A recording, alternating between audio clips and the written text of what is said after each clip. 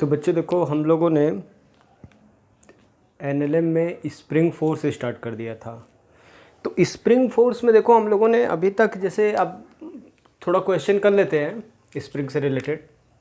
जो बातें हमें समझ में आ गए, कंप्रेस होगा तो बाहर की तरफ फोर्स लगाएगा स्प्रिंग, इलोंगेटेड होगा तो अंदर की तरफ। इलोंगेट मतलब ऐसे अगर बढ़ा दोगे तो अंदर आना चाहेगा, कंप्रेस कर दोगे तो बाहर जाना चाहेगा। और स्प्रिंग फोर्स क्या होता है? स्प्रिंग कांस्टेंट इनटू इलोंगेशन और कंप्रेशन। जैसे मान लो मैं आपको एक क्वेश्चन दूं कि एक अनस्ट्रेच्ड स्प्रिंग है, spring constant 20 newton per metre है। If we place a mass of 5 kg on it, find compression. Compression बताओ कितना होगा? तो कंप्रेशन कितना होगा भाई? देखो, after putting this block on the spring, spring gets compressed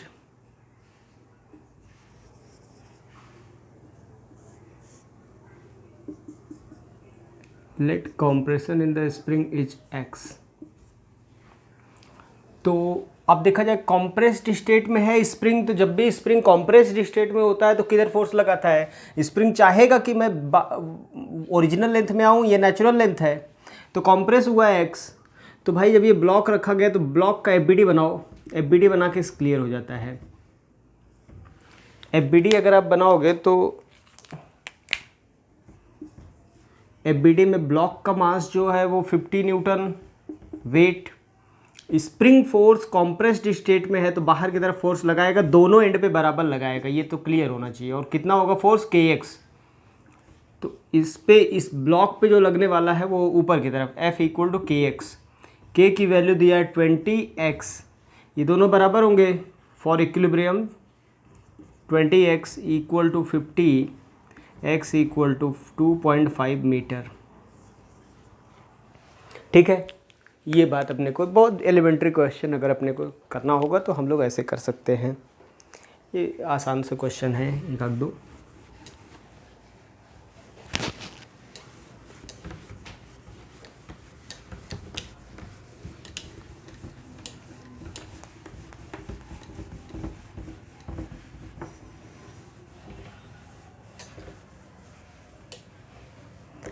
अगले एक क्वेश्चन की तरफ चलते हैं, बढ़ते हैं थोड़ा।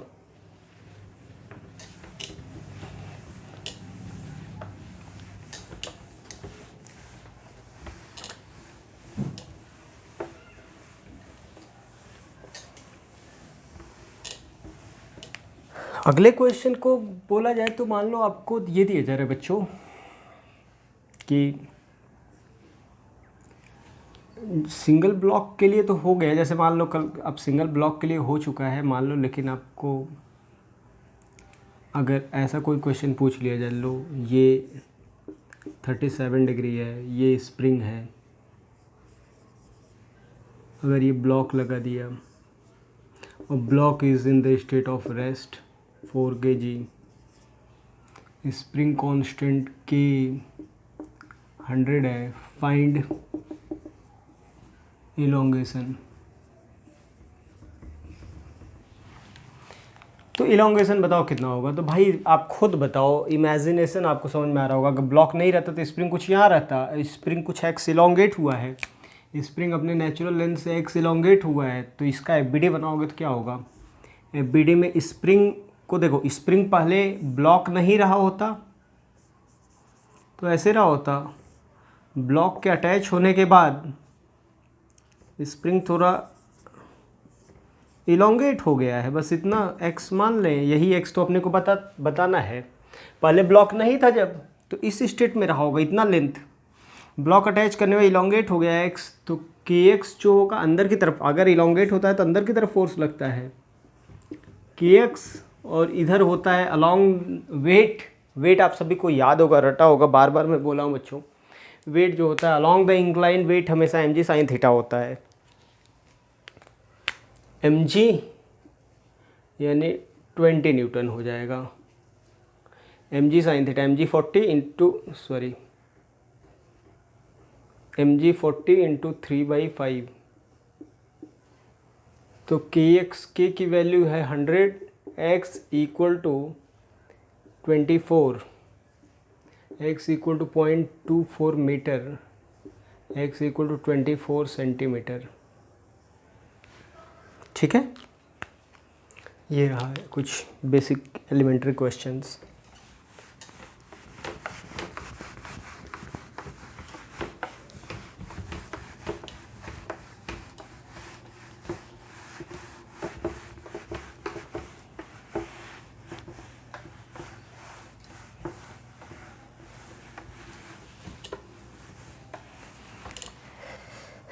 जैसे बच्चों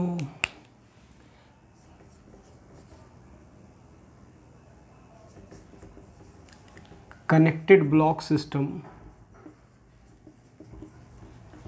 अगर दो ब्लॉक या दो से ज़्यादा ब्लॉक्स हों तब स्प्रिंग कनेक्टेड हो, तब कैसे करेंगे? जैसे मान लो आपको दे दिया जाए कि ऐसा कुछ दे दिया जा रहा है,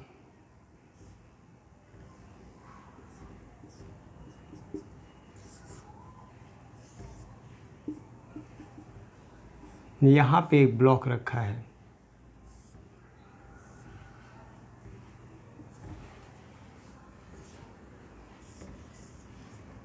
ये 2 kg और ये भी 2 kg, ये 4 kg।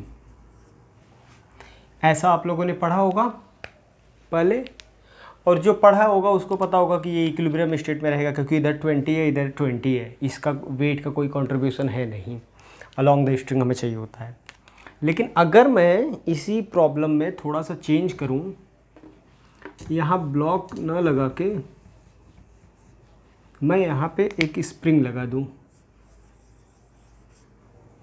स्प्रिंग के, फाइंड स्प्रिंग फोर्स। अच्छा, आप सभी को समझ में आ रहा होगा कि ये देख के कि एफबीडी में क्लियर है, इसका वेट 20 न्यूटन, इसका वेट 20 न्यूटन। अगर आप इसको हॉरिजॉन्टल करके रख के देखना चाहेंगे तो ये ऐसा बन जाएगा, इधर 20 न्यूटन लग रहा है ब्लॉक पे और बीच में स्प्रिंग है, और इधर भी ब्लॉक पे 20 न्यूटन लग रहेगा। तो मतलब system is in the state of rest, system equilibrium state में है, रेस्ट में है। अच्छा,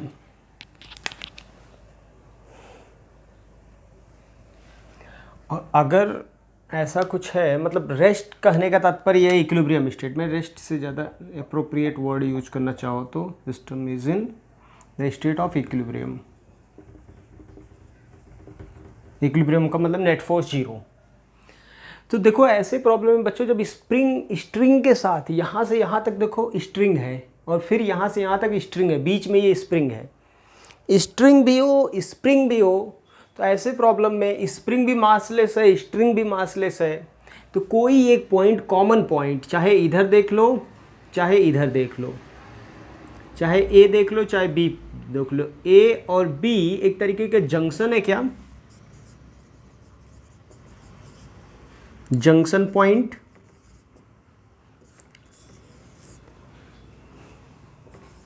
बिटवीन स्ट्रिंग एंड स्प्रिंग। किसी भी जंक्शन पॉइंट को देख लिया करो, जंक्शन पॉइंट के एक साइड इधर स्प्रिंग होगा, स्ट्रिंग है, तो स्ट्रिंग में देखो ऐसे टेंशन लगता है, ये मान लो T1, ये स्ट्रिंग का यहाँ से यहाँ तक, इसके इधर देखो ये स्ट्रिंग है, इसमें अलग स्ट्रिंग है तो T2 मान लो।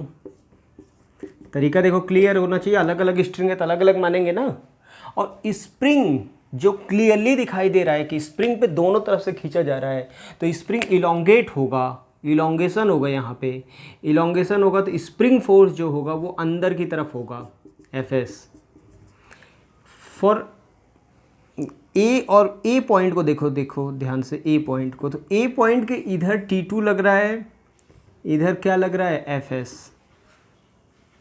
और बी पॉइंट के लिए देखो तो बी पॉइंट के इधर T1 लग रहा है, इधर Fs। देखो बी पॉइंट को देखो ध्यान से, इधर T1 इधर Fs। ए पॉइंट के लिए इधर Kx मतलब Fs और इधर T2, और ये दोनों बराबर होंगे, T2 इक्वल टू F और F इक्वल टू T1, तो मतलब T1 equal to T2 equal to Fs, और T1 इक्वल टू 20 है, तो यानी स्प्रिंग फोर्स कितना आ गया 20 newton equal to T1 equal to T2 into Fs। सब बराबर है और हमेशा सब बराबर रहेंगे भी, क्योंकि ये मासलेस होता है, ये भी मासलेस है, स्ट्रिंग भी स्प्रिंग भी। तो कभी भी स्ट्रिंग जो टेंशन होगा वही स्प्रिंग का फोर्स होगा, ये बात याद रखना। जब भी स्ट्रिंग और स्प्रिंग कनेक्टेड रहे तो दोनों का टेंशन सेम होगा, स्प्रिंग और स्ट्रिंग का। ठीक है।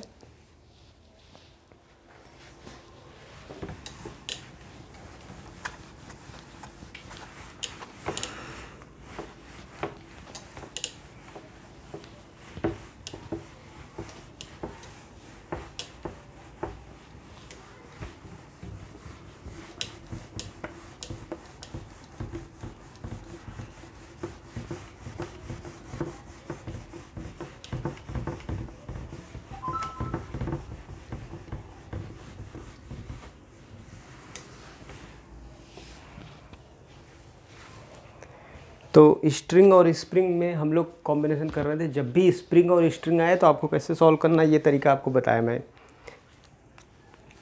जैसे मान लो बच्चों आपके सामने एक क्वेश्चन आ जाए, ये ब्लॉक है, ये 2 kg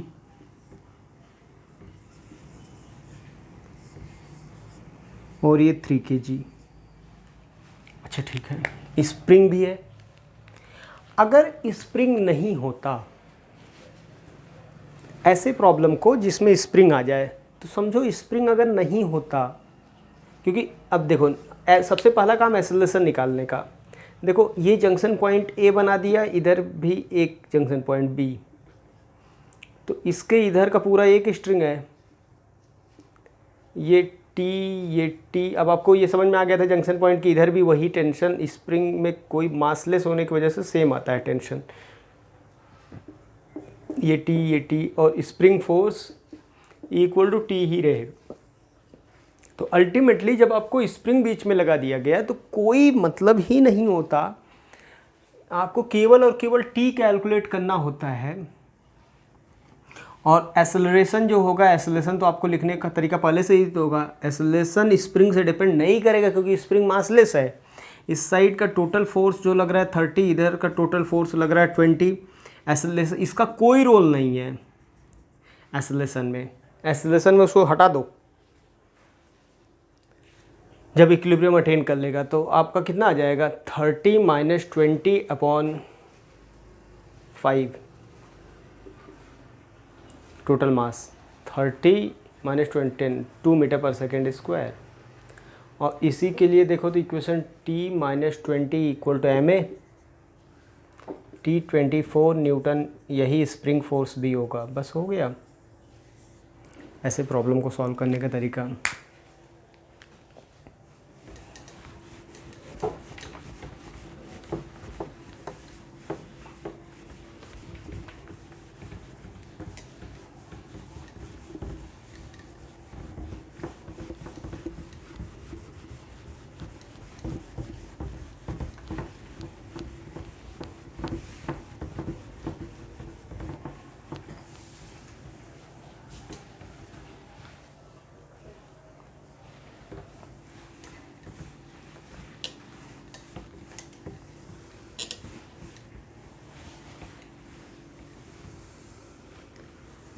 बच्चों देखो अभी तक हम लोगों ने यहाँ तक बात तो कर लिया।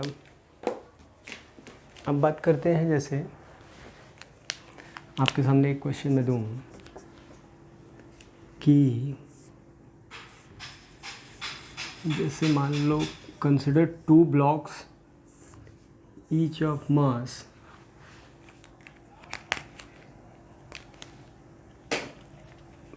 m, इसका भी मास m है, इसका भी मास m, connected by an ideal spring of spring constant k ये दोनों नेचुरल लेंथ पे रखे गए हैं, ठीक है ना। अगर मैं इलोंगेट कर दूं,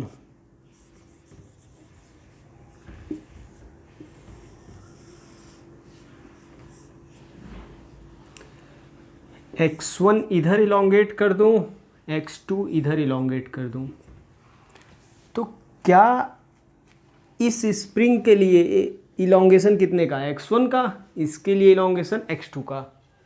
ऐसा कहोगे क्या? ऐसा नहीं कहोगे। ध्यान समझिएगा, हमें जब फोर्स लिखना होता है वो स्प्रिंग की वजह से फोर्स लिखना होता है, तो अलग अलग देखने की ज़रूरत नहीं है। आपको पूरा स्प्रिंग देखो कितना इलोंगेट हुआ है।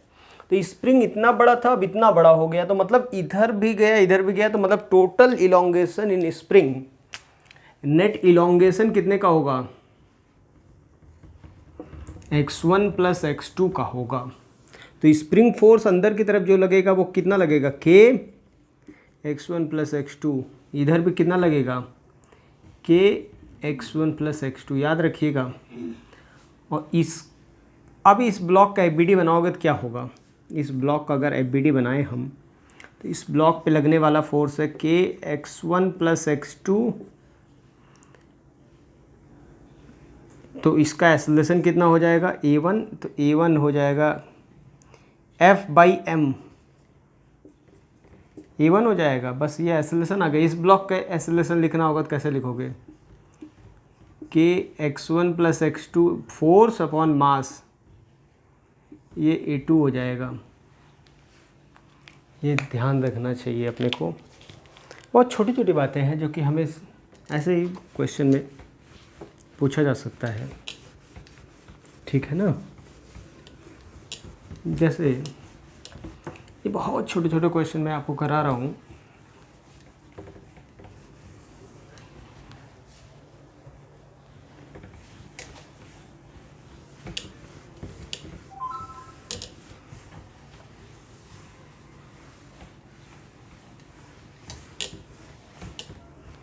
बच्चों जैसे मान लो आपको ये क्वेश्चन है, 2 blocks of masses 4 kg and 6 kg are connected by an ideal spring as shown in the figure.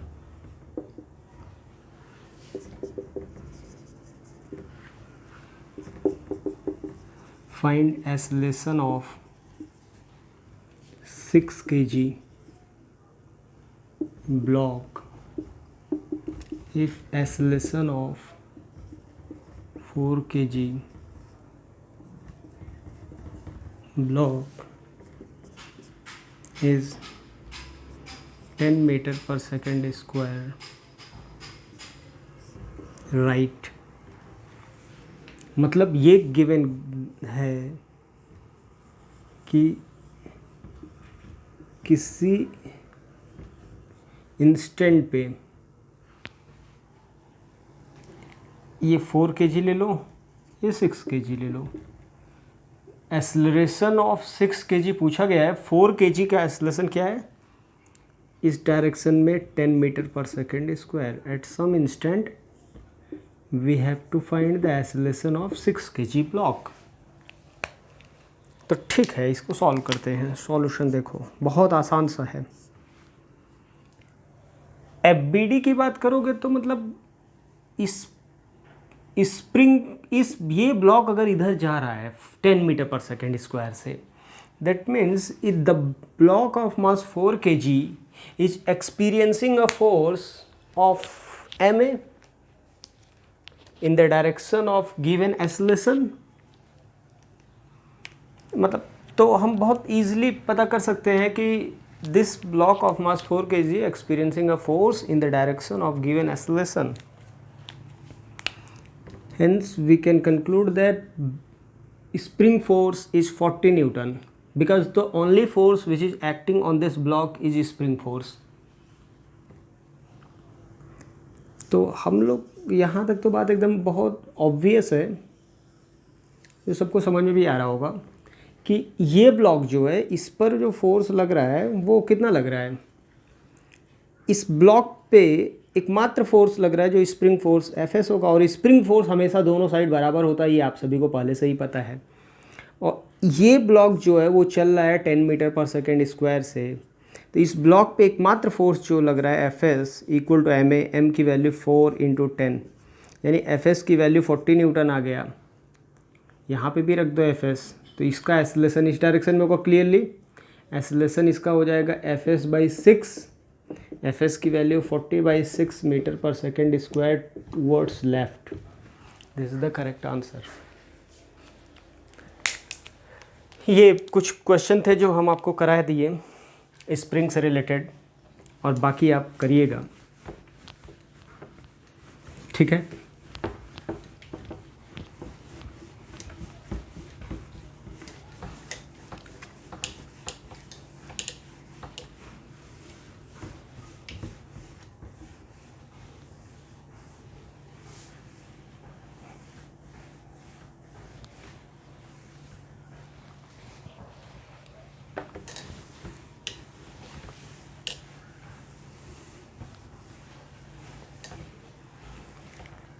बच्चों देखो, टू ब्लॉक सिस्टम के क्वेश्चन हम लोगों ने करना सीख लिया, ठीक है ना। टू ब्लॉक सिस्टम के जैसे भी प्रॉब्लम आएंगे हम लोग कर लेंगे, उसमें ज़्यादा दिक्कत नहीं है।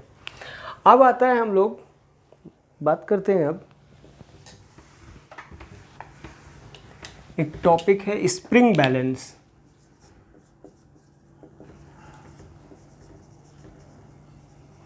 स्प्रिंग बैलेंस कभी आप लोगों ने देखा हो तो कुछ ऐसा होता है,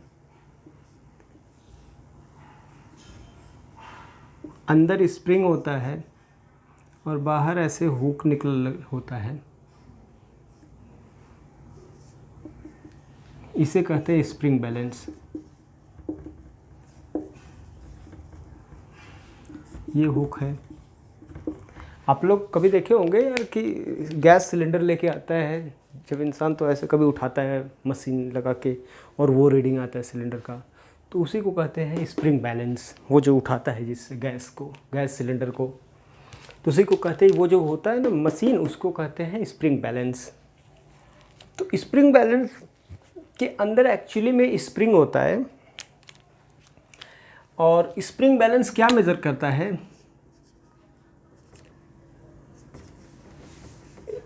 spring balance does not measures the weight of body,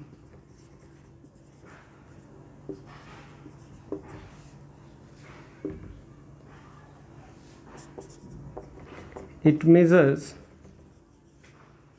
the force exerted by object on the hook,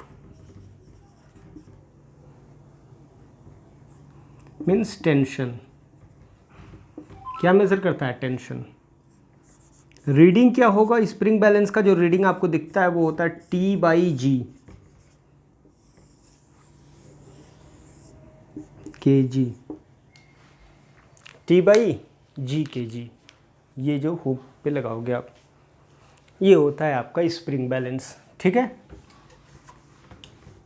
इसमें ज़्यादा कुछ कहने की बात नहीं है, मतलब समझ लो कि आपको स्प्रिंग में क्या करना है, टेंशन निकालना है। और टेंशन निकालने का तरीका मैं आपको बताया कि स्प्रिंग को भूल जाओ, जो टेंशन आता है एक्चुअली में वही टेंशन है, दूसरा कुछ नहीं होगा। कहीं भी स्प्रिंग बैलेंस लगा के आप क्वेश्चन सॉल्व कर सकते हो। स्प्रिंग बैलेंस में स्प्रिंग बैलेंस अगर कहीं भी लगा हो तो स्प्रिंग बैलेंस पहले तो भूल जाओ। स्प्रिंग में नॉर्मली जैसे आप टेंशन निकालते थे वैसे ही निकालो, जो रीडिंग आएगा वही स्प्रिंग बैलेंस की रीडिंग हो जाएगी। जैसे कि आपको मैं बोलूँ,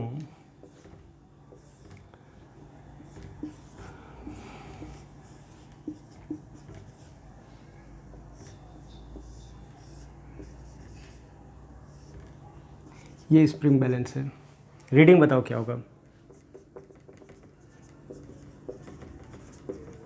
अभी तो ये रीडिंग बताने के लिए मैं पहले से ही बोला आपको, आपको क्या करना चाहिए, हम तो समझेंगे कि ये 50 न्यूटन, ये T T T T T T T T T T, अंदर भी टी, रीडिंग जो हो जाएगा टी बाई जी, टी की वैल्यू 50 बाई जी 5 kg। हो गया सॉल्व। स्प्रिंग के लिए मैं बार बार बोल रहा हूँ, स्प्रिंग भूल जाओ लगा हो, उसको देखो ही मत, सीधा बिना देखे जैसे टेंशन सॉल्व किया जाता है वैसे ही करो। ये इक्विलिब्रियम वाले प्रॉब्लम है। अब कल के दिन मैं आपको, सोचिएगा ज़रा, इसी प्रॉब्लम को मैं थोड़ा सा ट्विस्ट कर दूँ।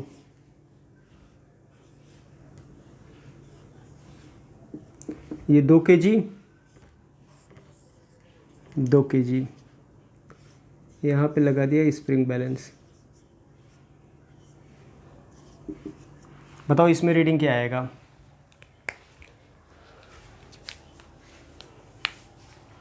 अगले एग्जाम्पल की तरफ बढ़ते हैं। सेम क्वेश्चन है। ऑप्शन ए दे रहा हूँ मैं आपको, रीडिंग 20 kg, 2 kg।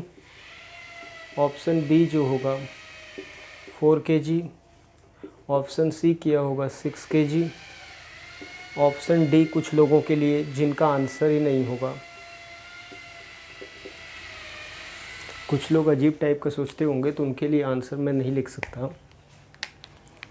तो अगर मुझे जहाँ तक उम्मीद है कि आप लोग को ट्राई करना है स्प्रिंग का रीडिंग क्या आएगा, तो मुझे लग रहा है सबको आंसर ही आ गया होगा 4, और ये जिनका भी आया होगा वो गलत होगा। क्योंकि देखो भाई, देखो अब इसको सॉल्व करो ना। ये 20, इस स्प्रिंग में टेंशन कितना आया 20 20 20 20, तो मतलब स्प्रिंग फोर्स 20 आ चुका इधर से, तो इधर से भी देखो टी 20 ही, तो इधर से भी है ना। अब ये 20 तो ये भी 20, तो स्प्रिंग तो दोनों साइड बराबर लगाता ही है। ये तो इस इधर भी है वही फोर्स, इधर भी। अब इधर का जैसे इधर 50 आया था, तो इधर स्प्रिंग पे इधर साइड अगर 50 अंदर की तरफ लगा रहा है, फोर्स 50 लगा रहा है, तो इधर भी 50 लगा ही रहा है। चाहो तो वो 50 का स्प्रिंग इधर भी 50 लगा रहे हो, तो दीवार पे लगा रहा है फोर्स।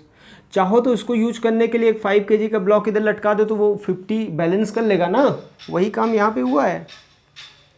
तो आंसर तो 20 ही आना है। बात समझ में ना, जैसे यहाँ पे 50 है, तो स्प्रिंग यहाँ पे भी 50 लगा रहा होगा अंदर की तरफ, तो यहाँ पे भी स्प्रिंग 50 दोनों साइड लगा रहा होगा ना।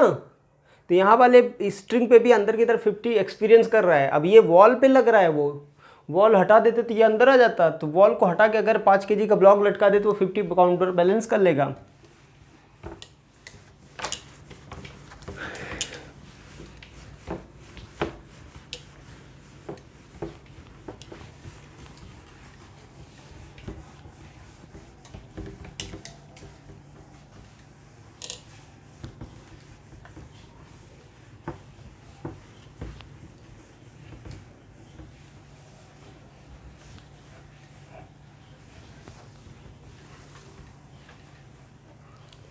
अब अगली बात जो हम लोग करने जा रहे हैं,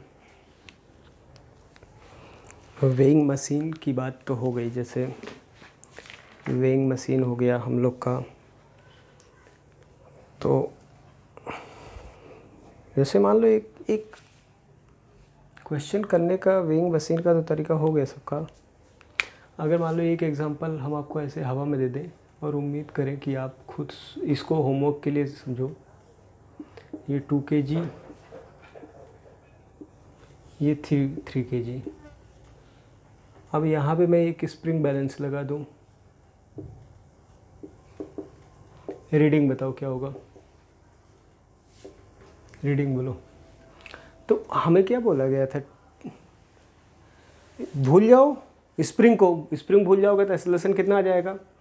एक्सेलरेशन आ जाएगा डिफरेंस अपॉन सम इंटू जी, 2 मीटर पर सेकेंड स्क्वायर। इस पे टेंशन टी ऊपर लगा, 20 नीचे, तो टी इक्वल टू 24। रीडिंग कितना आएगा? यही तो मेज़र करेगा। 24/10 2.4 kg का रीडिंग आएगा। स्प्रिंग बैलेंस बताएगा 2.4 kg। तो ये फर्जी क्वेश्चन जो करने को अगर आपको कभी कोई पूछ ले तो स्प्रिंग समझ लो कहीं भी लगाना है, स्प्रिंग जहाँ भी लगाओ स्प्रिंग को मत देखो, बेसिक क्वेश्चन से वहाँ का टेंशन निकाल लो जहाँ स्प्रिंग लगा है और बाकी सॉल्व कर दो, ठीक है ना।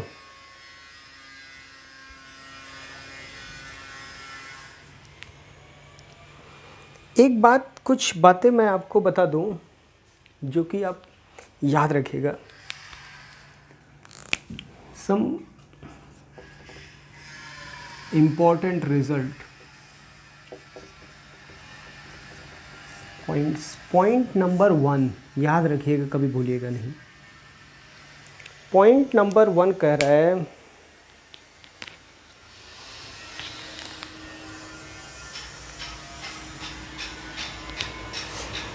पॉइंट नंबर ये बोल रहा है कि जब कभी भी आपका whenever spring is connected between two masses, length of spring cannot change suddenly। बोल रहा है कि जब कभी भी स्प्रिंग दो मासेस से कनेक्टेड होंगी तो लेंथ जो स्प्रिंग का होगा वो सडनली कभी चेंज नहीं होगा। whenever a spring is connected between two masses,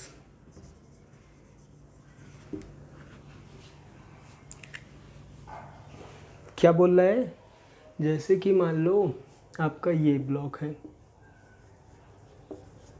तो ये लेंथ है अभी मान लो, ठीक है ना, अब ये नेचुरल लेंथ है चाहे इलॉन्गेटेड लेंथ है जो भी है, तो स्प्रिंग का लेंथ कभी भी सडनली चेंज नहीं होगा। Then whenever spring is connected between two masses, then spring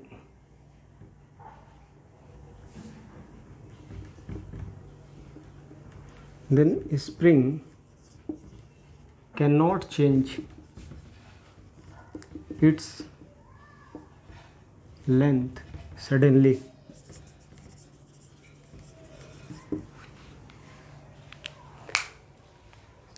क्योंकि लेंथ चेंज करने के लिए स्प्रिंग मासेस को मूव करना पड़ेगा, लेंथ चेंज करने के लिए मासेस को मूव करना पड़ेगा, और for a very small displacement we need some time interval. Instantly नहीं हो सकता है, इंस्टेंट का मतलब तुरंत ऐसा नहीं हो सकता कि स्प्रिंग फोर्स, और स्प्रिंग फोर्स जो होता है, स्प्रिंग फोर्स होता है कि एक्स मीन्स, इसका मतलब ये हुआ, इसका मतलब हुआ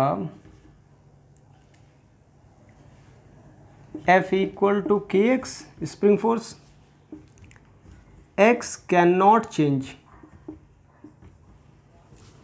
suddenly.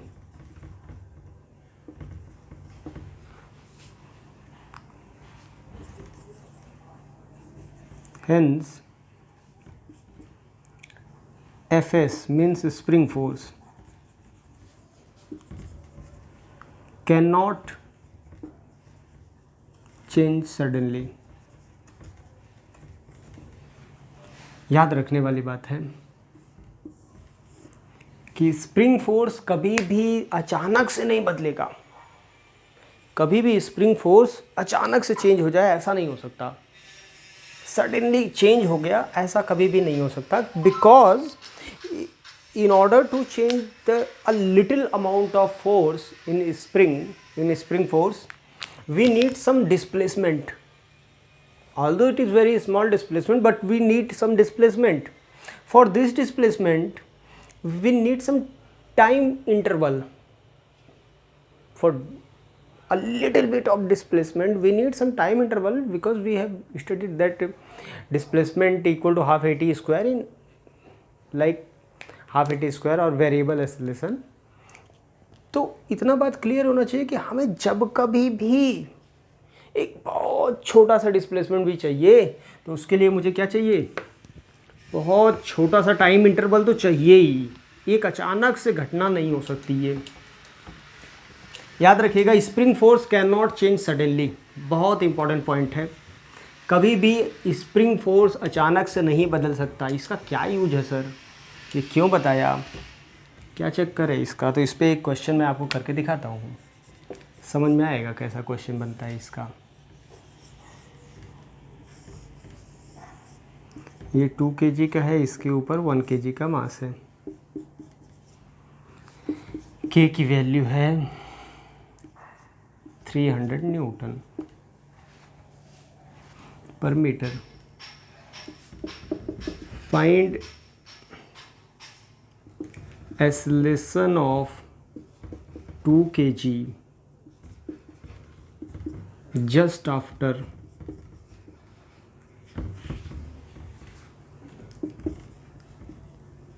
removing block of mass 1 kg। जैसे ही रिमूव करोगे 1 kg को तुरंत क्या एक्सेलरेशन आएगा, ये पूछ रहा है। तो अभी बात समझो, अभी तो सब इक्विलिब्रियम पहले देख लो, सॉल्यूशन देखो पहले। सबसे पहला काम है इक्विलिब्रियम का। तो अभी बताओ, अभी इक्विलिब्रियम है क्या?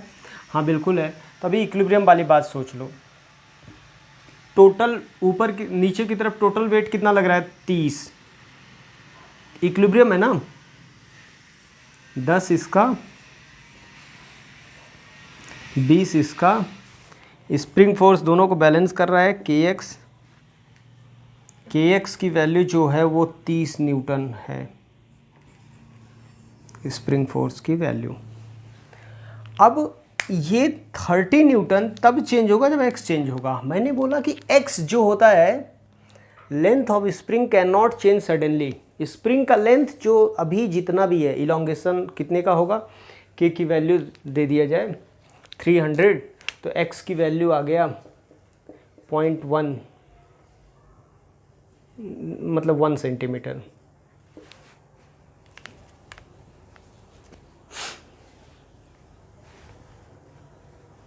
नहीं 10 सेंटीमीटर, चलो ठीक है। तो 10 सेंटीमीटर का इलोंगेशन है इसमें। ये 10 सेंटीमीटर का इलोंगेशन अचानक से गायब नहीं होगा, जस्ट आफ्टर की बात किया है, तुरंत। Just after removing the block spring force can not change suddenly. Spring force तो उतना ही रहेगा, क्योंकि वो जैसे ही आपने तुरंत हटाया, तुरंत हटाते ही देखा कि ये क्या हुआ। हटाया तुरंत देखा क्या हुआ, तो हटाया तुरंत देखा क्या हुआ। ये फोर्स बदलने के लिए थोड़ा सा ऊपर जाना पड़ेगा ना इसको। समझिए, फोर्स थोड़ा भी बदलेगा तो थोड़ा सा भी बदलने के लिए स्प्रिंग को थोड़ा सा ऊपर जाना पड़ेगा। थोड़ा सा ऊपर जो गया तो वो कितने एक्सेलरेशन से गया, यही तो अपने को बताना है। तो जो थोड़ा सा ऊपर जा रहा है तो कितने, उस समय जिस समय जा रहा होगा उस समय तो एक्सेलरेशन फोर्स इतना ही होगा ना, क्योंकि इलोंगेशन 10 का ही है। तो जिस समय ऊपर जा रहा होगा उस समय देखो, इस ब्लॉक के बारे में देखो, इसका वेट कितना है 20, क्योंकि बाकी तो कुछ है ही नहीं है। नेट फोर्स कितना लगा है, एक्सेलरेशन ऊपर की तरफ होगा। नेट फोर्स हुआ 30 - 20 equal to M A, M 2 है। ए की वैल्यू हो गया देखो 5 मीटर पर सेकेंड स्क्वायर। ये आंसर आ गया। बात चमका। तो ये बात रही। स्प्रिंग फोर्स को याद रखना, spring force can not change it's value suddenly.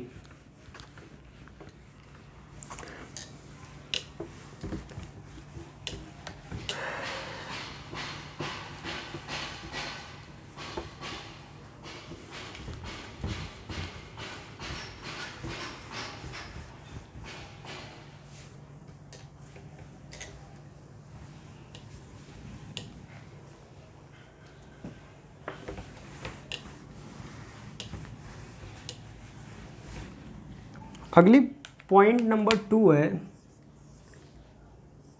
String force can change it's value suddenly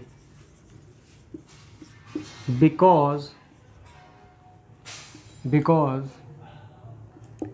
it is independent of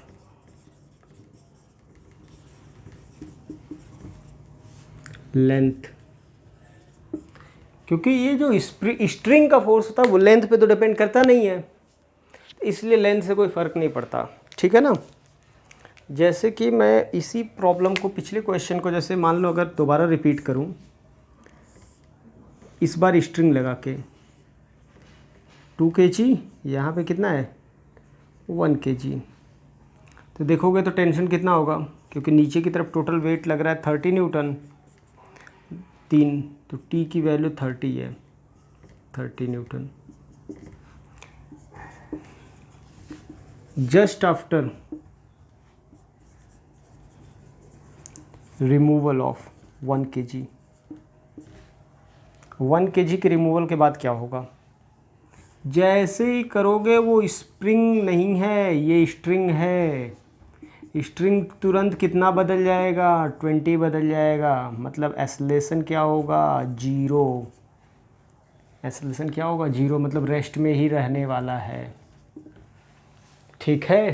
ये स्ट्रिंग की कहानी है। स्ट्रिंग कभी भी तुरंत अपने आप को चेंज कर लेता है हमेशा, स्प्रिंग जो होता है वो कभी भी अपने आप को तुरंत चेंज नहीं कर पाएगा। ये 2 बहुत महत्वपूर्ण पॉइंट हैं, याद रखने के लायक है।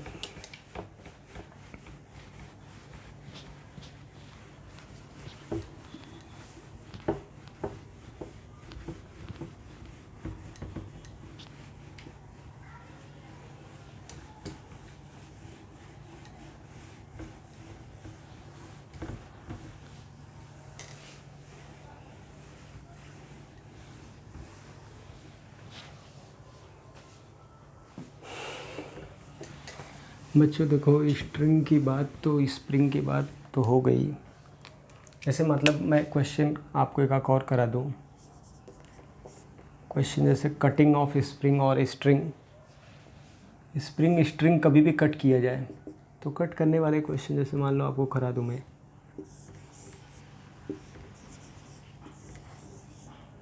ये 2 kg, ये 4 kg, यहाँ पे ये कैंची है अपना, find acceleration of each block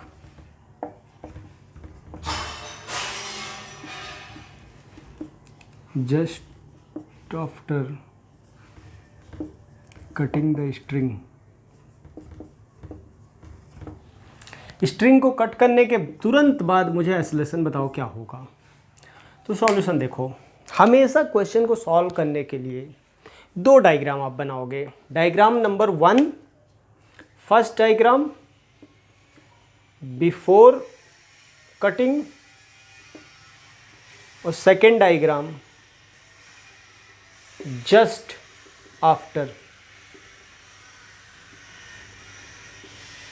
before तो इक्विलिब्रियम स्टेट था, मस्त दोनों रहते थे। नीचे देखो, नीचे से फोर्स बैलेंस करना शुरू करो, नीचे लग रहा है कितना 20, तो स्प्रिंग फोर्स बोलो कितना आएगा 20, तो स्प्रिंग दोनों साइड से बराबर होता है, अंदर की तरफ है तो अंदर ऊपर भी रहेगा 20। इसका वेट कितना है 40, तो ये नीचे इस ब्लॉक पे नीचे की तरफ 60 लग रहा है, तो ये टेंशन कितना बनेगा 60, ये भी 60, ठीक है। Just after cutting the string cut कर रहा है, तो स्ट्रिंग तो आपको पता होगा, स्ट्रिंग कट हो गया तो उसमें टेंशन है ही नहीं है, तो अचानक से कौन सा पार्ट 0 होगा, जो अचानक से 0 होगा वो ऊपर का स्ट्रिंग फोर्स 0 हो जाएगा। ये तो कट गया तो उसमें टेंशन नहीं रहा। और ये स्प्रिंग वाला बदलेगा क्या, अचानक से नहीं बदलेगा। अचानक से स्प्रिंग फोर्स कभी भी अचानक से नहीं बदलता, ये आप सभी को पता है। तो स्प्रिंग फोर्स 20 तो रहेगा ही, नीचे वाले ब्लॉक पे ऊपर की तरफ 20 रहेगा, नीचे की तरफ भी 20 रहेगा, तो इसका ये तो रेस्ट में रहेगा। जस्ट आफ्टर ये नीचे आएगा एक्सेलरेशन, और वो एक्सेलरेशन कितना हो जाएगा, weight net force 60 upon weight जो है वो 4 है, 15 मीटर पर सेकेंड स्क्वायर। ये आंसर हो गया। ऐसे क्वेश्चन मिलेंगे तो मुझे उम्मीद है आप लोग कर लेंगे, ठीक है ना। तरीका बस क्लियर होना चाहिए सबको।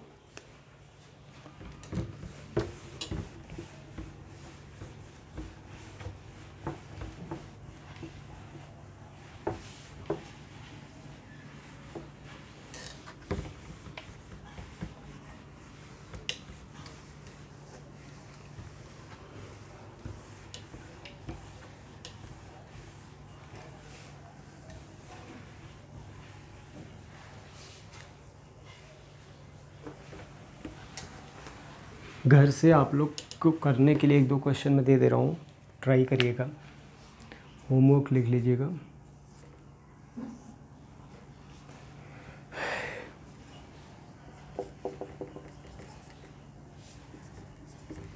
As lesson of block A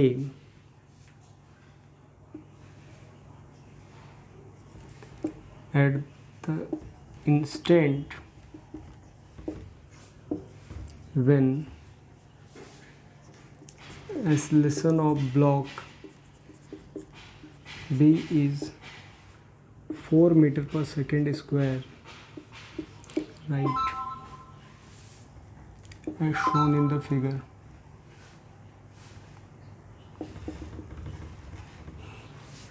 ये डायग्राम मैं आपको बना दे रहा हूँ।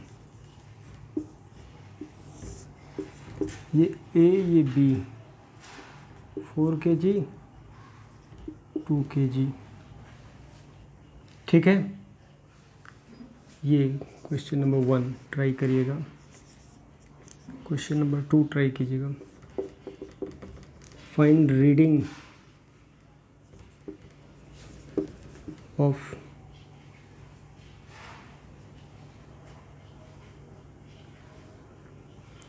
weighing machine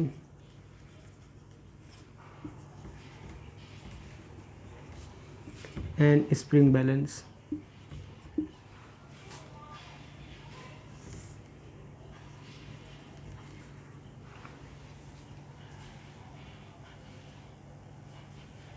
ठीक है,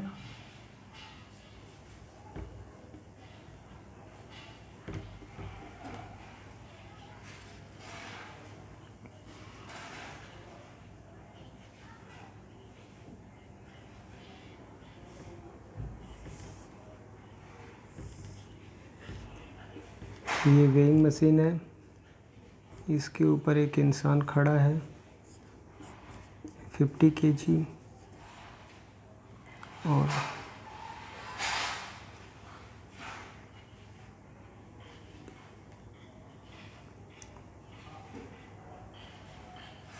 ठीक है, और ये पूरा सिस्टम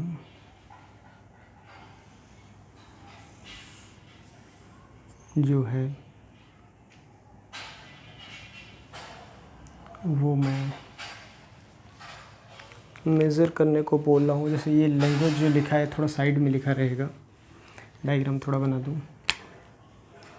ये वेइंग मशीन के साथ पूरा सिस्टम है, ये स्प्रिंग बैलेंस है, ये सेटअप है, ठीक है। ये आपको बताना है। Fine reading of weighing machine and spring balance, दोनों ही ये सेटअप आपके सामने दिया है।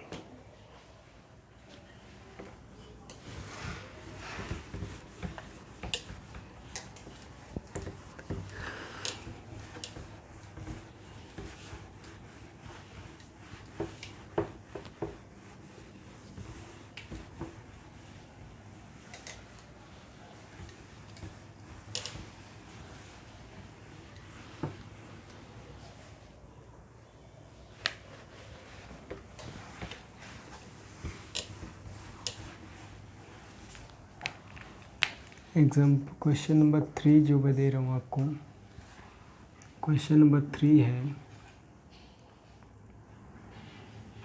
अभी जो हम लोगों ने किया है,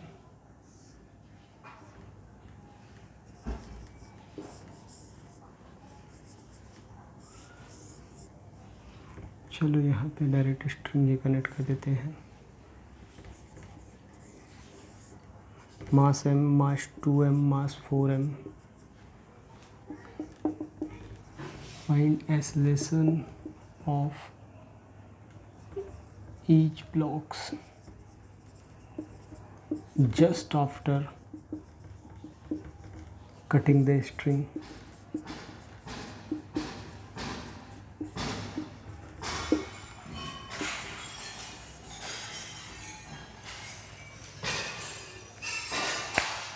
ठीक है, ये ट्राई करिएगा आप लोग। तो आज के लेक्चर में इतना था यहाँ पे इस टॉपिक से।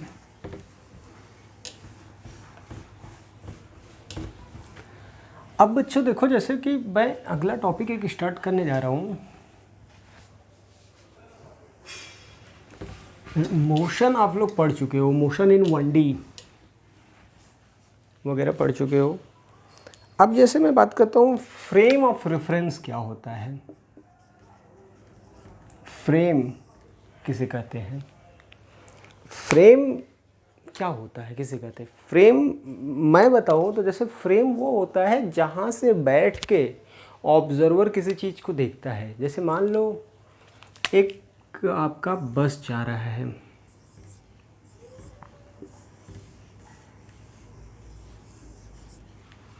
और ये बस 2 metre per second square metre per second से चल रहा है।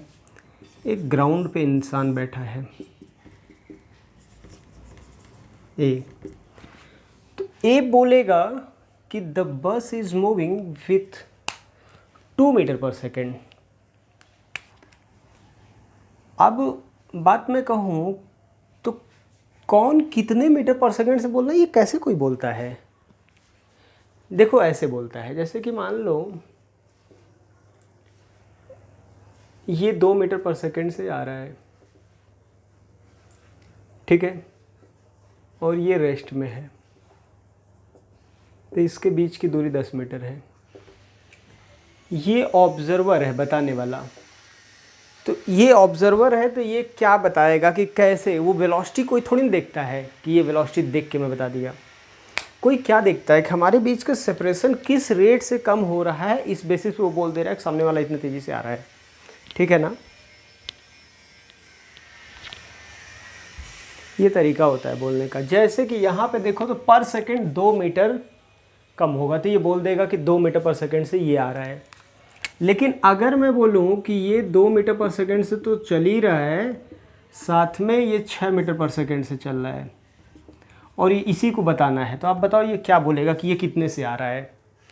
वो देखेगा, कहेगा कि 1 सेकंड में जो 10 मीटर हमारे बीच की दूरी थी वो 8 मीटर कम हो गई।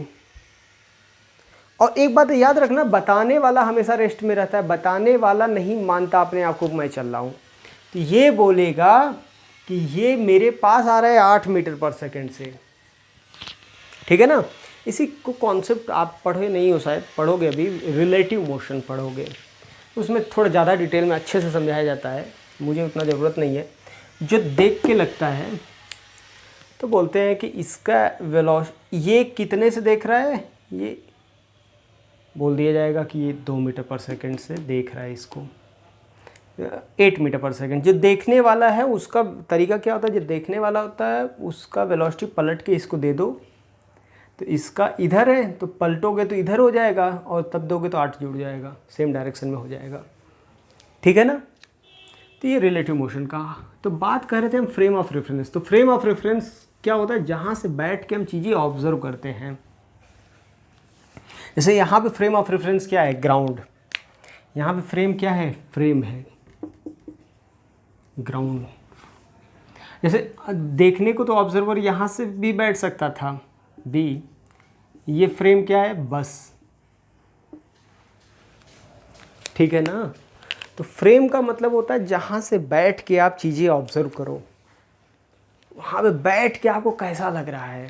तो आप खुद बताओ, बस के अंदर बैठे हो तो बस आपको कितने मीटर पर सेकंड से चलती हुई दिखाई देगी, भाई साहब बताइए। तो बस आपको, तो कुछ लोग कहेंगे 2, नहीं भाई, 2 मीटर पर सेकंड का मतलब हुआ कि बस आपसे 2 मीटर पर सेकंड दूर जा रही है। आप तो बस में ही रहेंगे, क्या आप जिस सीट पे रहोगे वो सीट आपसे 2 मीटर पर सेकंड स्क्वायर से आगे बढ़ती हुई दिखाई देगी क्या, नहीं। With respect to bus, you are in the state of rest.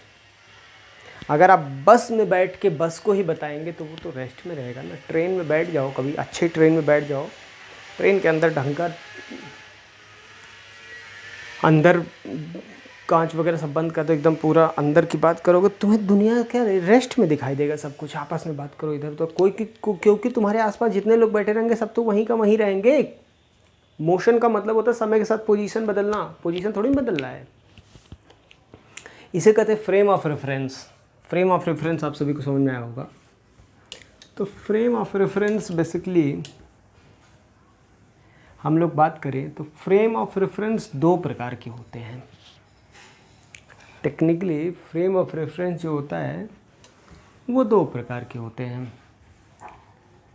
एक फ्रेम होता है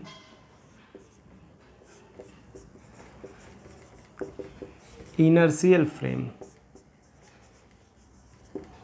और एक फ्रेम होता है नॉन इनर्शियल। इनर्शियल फ्रेम किसे कहते हैं? तो इनर्शियल फ्रेम वो होता है फ्रेम का मतलब समझ में आना है, जिस पे बैठ के देखना है, जिस पे बैठे हो उसे कहते हैं फ्रेम। तो फ्रेम इनर्शियल फ्रेम उसे कहते हैं जब वेलोसिटी जो हो वो कांस्टेंट हो, जिस पे बैठे हो उसकी वेलोसिटी क्या हो, कांस्टेंट, या फिर रेस्ट में हो, या फिर वेलोसिटी कांस्टेंट हो, या फिर रेस्ट में हो, या फिर हम इस सभी की बात को बोल सकते हैं क्या, एक्सेलरेशन जीरो हो। ये तीनों का मतलब एक ही है ना, एक्सेलरेशन जीरो है तो रेस्ट भी हो सकता है या कांस्टेंट भी हो सकता है। तो तीनों में से कोई भी बात गिवन है तो इसे कहेंगे इनर्शियल फ्रेम। इनर्शियल फ्रेम का मतलब ये हुआ। इनर्शियल फ्रेम का मतलब अगर ग्राउंड पे, एग्जांपल के लिए ग्राउंड पे बैठे हो तो ये इनर्शियल फ्रेम हो गया। एग्जांपल के लिए आप एक ट्रॉली पे बैठे हो,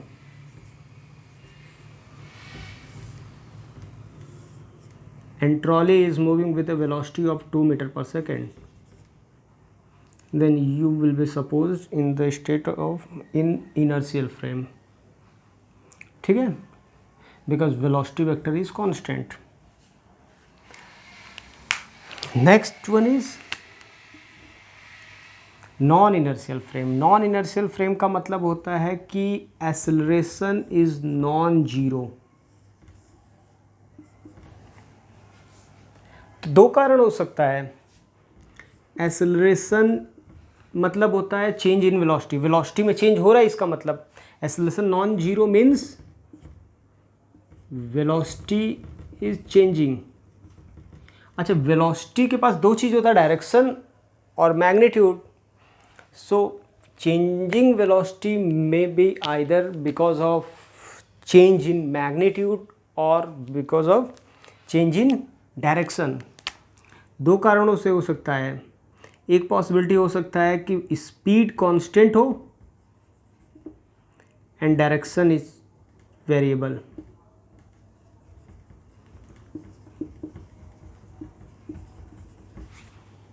दूसरा हो सकता है डायरेक्शन कांस्टेंट हो बट मैग्नीट्यूड इज वेरिएबल। तीसरा हो सकता है both variable.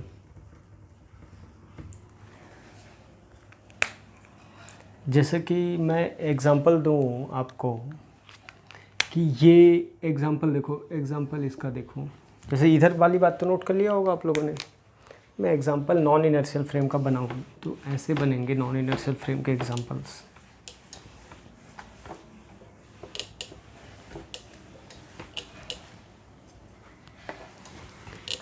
Non inertial frame का अगर एग्जांपल बनाना होगा तो देखो कैसे बनेगा। जैसे कि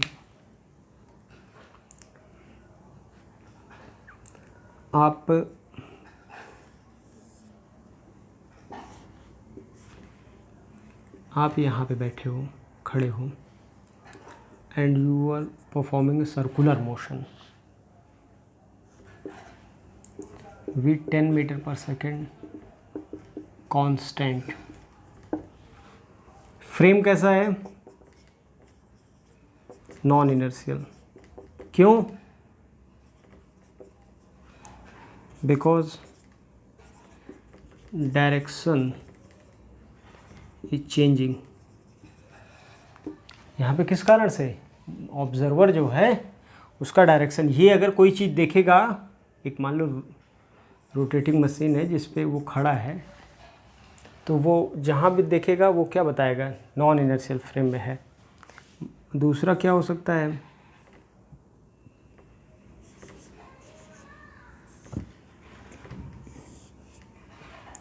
कि डायरेक्शन तो फिक्स है लेकिन स्पीड बढ़ रहा है लगातार, तो ये भी नॉन इनर्शियल।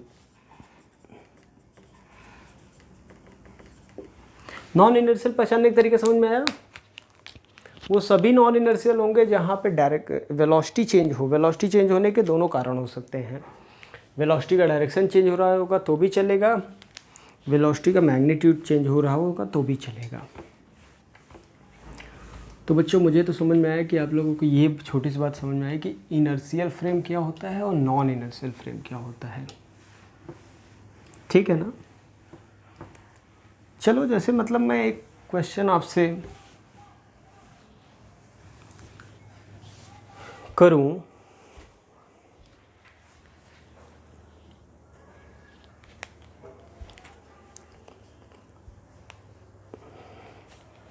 चलो आज के लिए इतना ही करते हैं।